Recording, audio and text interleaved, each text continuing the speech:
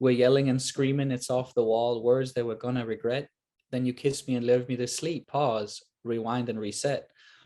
So also like I get a huge kick out of singing, both when I'm recording songs and when I'm on stage. When people spend their hard-earned money and they're waiting in the rain to come and see you sing, you've definitely made it.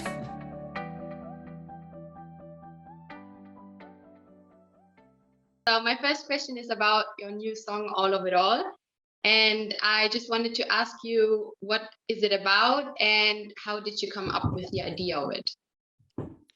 It's a song about, I guess it's a song about an argument in a relationship. I think everybody who has like long-term relationships, friends or romantic relationships especially, you realize that everything isn't like roses and cherry pies. There's also some disagreements, some arguments, and I think they're a true part of life, and it's how you make it through and out of those arguments that really determines how happy you get to be. We were writing the song, me and my friend Brandon, with a couple of guys here in LA, and I think we almost started with the chorus, actually, thinking back. And just the whole idea, like, I got problems, I got demons, but you still love me for some reason, and you got moods, but I like seasons, was kind of a nice way of telling a woman that maybe sometimes it's a little much, but you're there for it, you know. Yeah, so it's a it's a song about making it through the relationship, you know, and accepting all the fights and the struggles and the disagreements. And do you see a little bit of you and your wife in it? I definitely see a little bit of us in it. A lot of it, I mean, a lot of my songs are autobiographical, so I start them in my own life in some way, shape or form. And then of course I always write songs with other people because I like collaborating on songwriting. And so other people's experiences with my subjects often come to touch and influence the song. And did you show the song to your wife in any way? Yeah, no, she likes the song. I think she mainly likes it because it's a little more groovy and up tempo. But I think it's a very true song about a real relationship. Like the second verse goes, we're yelling and screaming, it's off the wall, words that we're gonna regret. Then you kiss me and leave me to sleep, pause, rewind and reset. It's like you shouldn't go to bed angry with your partner. So yeah, I think she gets it. And you also released a video to it, and it's all taking place in one room, if I remember correctly. And how did you come up with the idea of it? I think it's very much like relationships go in loops sometimes. You can sometimes go in a really, really bad loop, and you can also be in a really good loop. And reminding yourself to step out of the loop, I think, is really important, because you know, you hear people talk about like, oh, it's not going good with my wife or my husband, and maybe we should split up. But they don't realize that all the problems you have in your current relationship, you're probably also going to have in your next relationship, because most of your problems have something to do with you and doesn't have anything to do with your partner. So getting out of the loop, I think, is really, really important. Sometimes trying to see the situation as an observer. But yeah, it can be really hard. Do you give anybody any relationship advice? Are any of your friends asking you for advice? I don't want to give anybody relationship advice, because at the end of the day, I mean, unless if you're being mistreated, leave. But it's like everybody's relationship is different, and my life especially is a very different from my friends. Like the way I work, the way I travel, and then when I'm not traveling and when I'm not working, I'm really at home a lot. So it's like my life doesn't fit the life of my friends, you know, my friends who are lawyers or graphic designers or smiths, or like they have a, like the carpenters and the painters, they have their problem is the 9 to 5 struggle, you know, and my life is when I'm gone, I'm really away, and when I'm home, I'm there all the time. what's your drive to write music? So you write a lot of emotional songs, and is there anything you think about while writing these songs?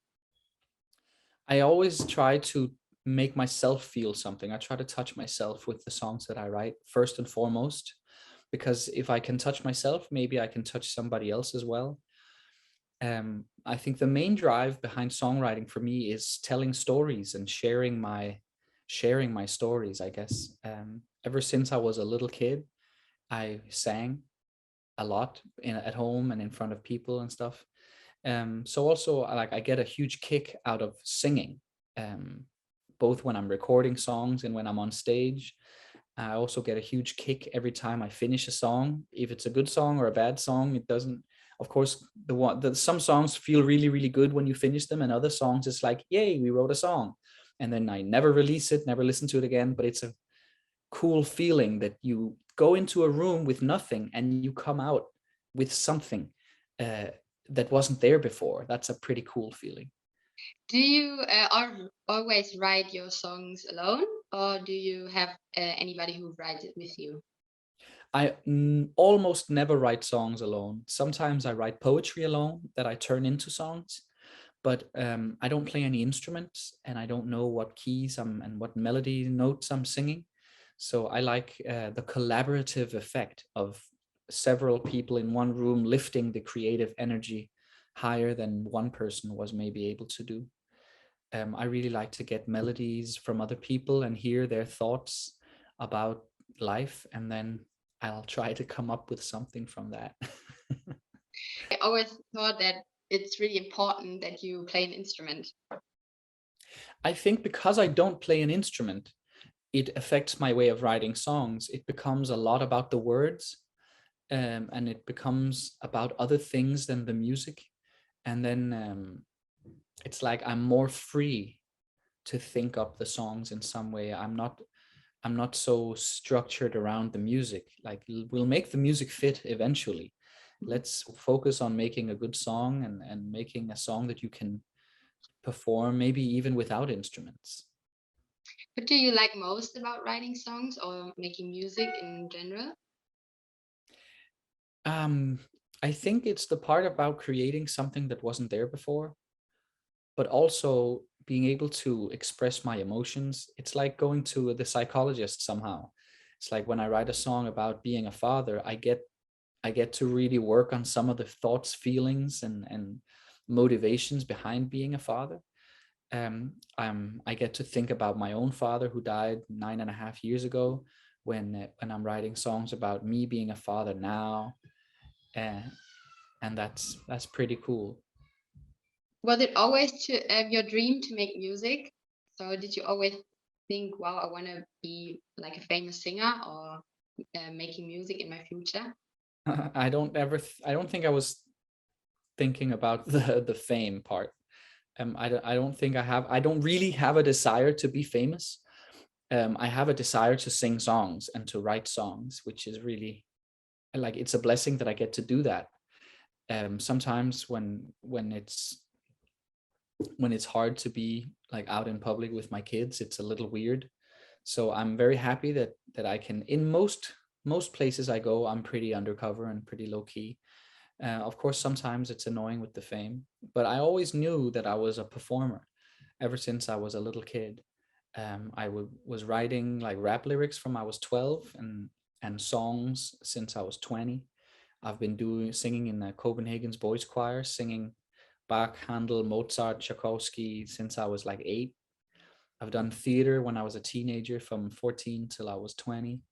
And it's like music and performing and acting, and it has always been like a part of my way of going through life. Do you think your kids know that you're famous, or did you ever think about like you tell them you're famous? My oldest daughter, she's 5.5 years old, and she the other day she said, "Dad, do you know what? I'm a fan of you." And I was like, "What?" And she goes like, "I'm a fan of your songs, Dad." And I just said, "Well, thank you." And she said, well, it's not every girl who has a world famous dad. And, and it's super funny that she like understands the concept. And sometimes when we're out in a store or at a restaurant and one of my songs comes on, she goes, "Dad, that's your song, and you're singing it. It's you." So it's she definitely knows. Okay. Do you like that she knows? I don't know. I mean, I grew up with like a quite poor upbringing. Like I lived in a house without a toilet or a bathroom until I was like 6 years old. And one of my favorite things to eat as a kid was like leftovers, or like rye bread with stuff on it for dinner was like fun because it wasn't traditional dinner. It's like, yeah, I don't know. I think as long as she understands that you can be normal people even though you're famous or wealthy, I think that's pretty important. Which is also why we live pretty close to where I grew up, and she's gonna go to a normal school with all the kids from her daycare, like no private tuition stuff going on. I just think that just like poor parents need to be aware of what effect that has on their children, famous people need to be aware of what effect that has on their children. Like very super rich people need to be aware of what effect that has on their children. But I mean, yeah, it all compounds, right? Growing up in a Scandinavian country with a super functioning healthcare system, children need to be aware of that eventually. I think she's doing pretty good. She's good at being with kids from different backgrounds, and she's good at like moving from when we're in LA and to when we're back in Copenhagen. We're in LA right now, so it's yeah, she's learning to deal with it in her way, and when she gets older we'll see what damage we've done. All parents make damage on their children. It's an inevitable part of life. You can't not fuck your kids up. Like that's just gonna happen. No matter how good a parent you are, you're gonna fuck your kids up in some way, shape, or form. Good to know. I'm sorry. When was the first moment you realized that you're famous, or when was this first moment you thought, "Wow, I made it. I'm like a singer now, and I can live on that." I mean, when I bought an apartment in 2012, I was like, okay, we're doing it. Um, but I think I knew it almost a year before I bought the apartment. We did some concerts in Copenhagen without we didn't like sell any tickets for these concerts. Like we were driving the hype, and like 1,000 people showed up at a place where you can only like be maybe 400 people. So there was a really long line out from the venue blocking traffic and stuff. So that was a really cool moment. And then we've had several of those in Denmark. And also, I mean, just that the first Danish tour, big tour we did in 2012.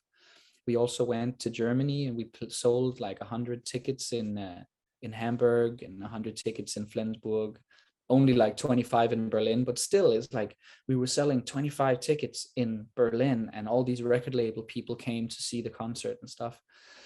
And on that same tour, we played in Stockholm and Oslo, and it was like, even though it was showcases, the ones we did in Scandinavia and Germany, it was still concerts in a country we were not from, uh, and I mean, yeah, it's a weird thing. I don't know if there's like a special moment because we were so much in it.